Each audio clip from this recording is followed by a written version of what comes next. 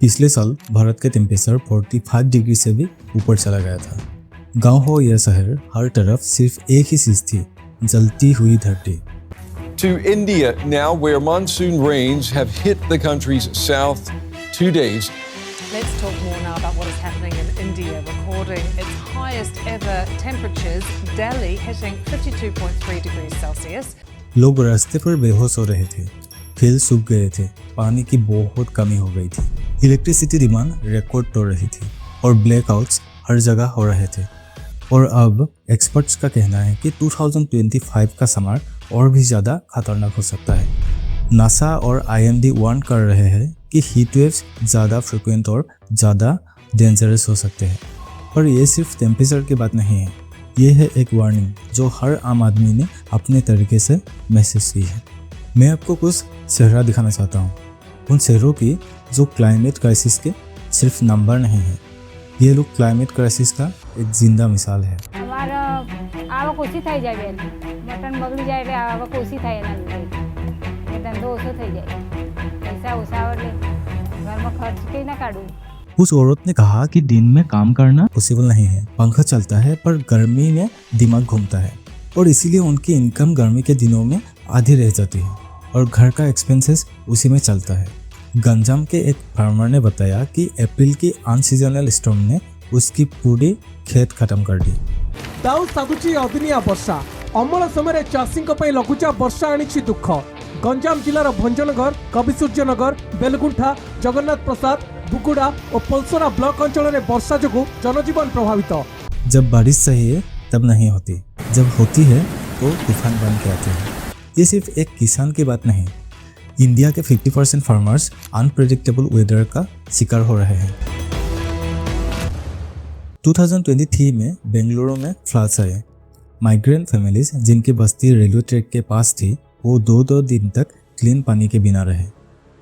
जमीन गई, रेशन गया और कुछ लोगों की जिंदगी भी गई। एक रिक्शा पुलर ने बताया कि पिछले साल सड़क पर चलते चलते बेहोश हो गया, पर काम तो करना ही पड़ता है, ऐसी तो अमीरों के लिए होता है। और अब एक्सपर्ट्स का कहना है कि 2025 का समर और भी ज़्यादा खतरनाक हो सकता है।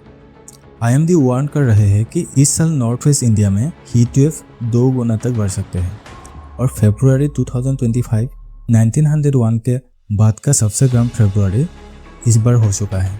मतलब वार्निंग अब गेस नहीं, गारंटी बन चुका है। दोस्तों, ये सिर्फ क्लाइमेट का क्राइसिस नहीं है, ये इंसानियत का टेस्ट बन चुका है। और सबसे बड़ा सवाल, क्या भारत, जहां हर लोग रोज क्लाइमेट से लड़ रहे हैं, दुनिया को बचा सकता है? आज हम एक्सप्लोर करेंगे कि भारत के सामने क्या चैलेंजेस है, भारत के आम लोग क्या झेल रहे हैं, गवर्नमेंट क्या कर रही है और क्या हम सब मिलकर कुछ बदल सकते हैं। और सबसे बड़ा सवाल, क्या भारत इस जलते हुए प्लानेट को बचा सकता है? आज इस कहानी में हम देखेंगे भारत का स्ट्रगल, भारत की बढ़ती हुई जिम्मेदारी और एक न्यू ग्रीन रिवॉल्यूशन का आगाज। To India now, where monsoon rains have Recording its highest ever temperatures. दोस्तों, एक तरफ भारत दुनिया की सबसे तेजी से बढ़ती हुई इकोनॉमी है, हाईवेज बन रहे हैं, फैक्ट्रीज चल रही है और बिजली हर गांव तक पहुंच रही है। 1.4 बिलियन लोग बेटर लाइफ चाहते हैं और उसके लिए एनर्जी चाहिए।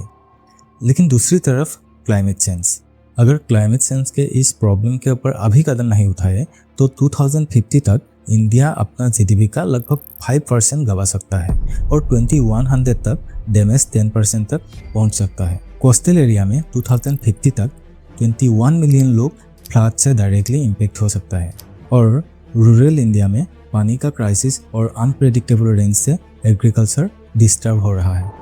ईयर 2000 से लेकर अब तक इस 25 ईयर्स में क्लाइमेट डिजास्टर ने 1 बिलियन से ज़्यादा इंडियंस को इफेक्ट किया है और इसकी वजह से 120 बिलियन US$ का इकोनॉमिक लॉस हुआ है। तो क्वेश्चन ये है कि क्या हम अपने ग्रोथ और सर्वाइवल, ये दोनों को बैलेंस कर सकते हैं? इंडिया का सिटीज़ का हाल आपको पता ही होगा। 2024 के डाटा के हिसाब से दुनिया के 20 मोस्ट पोल्यूटेड सिटीज़ में से 13 भारत में ही है और दिल्ली दुनिया की मोस्ट पोल्यूटेड कैपिटल है। दिल्ली का एयर क्वालिटी इतना ख़राब है कि एक दिन दिल्ली का हवा में सांस लेना 20 सिगरेट्स पीना जैसा होता है। दूसरी तरफ दुनिया की 70% बिजली आज भी कोल फायर्ड प्लांट से आते हैं। यानी कि इंडिया का डेवलपमेंट के लिए कोल अभी भी एक बेसिक नीड्स है, लेकिन वही कोल सबसे बड़ा कार्बन एमिटर भी है। और फिर बात आती है इनइक्वालिटी की। जो सबसे ज़्यादा सफ़र कर रहे हैं उनके पास ना एसी है ना फ्रिज है, ना तो उसने क्लाइमेट चेंजेस के लिए बहुत ज़्यादा कंट्रीब्यूट किया और ना ही इससे बचने का उसके पास कोई रिसोर्सेस है।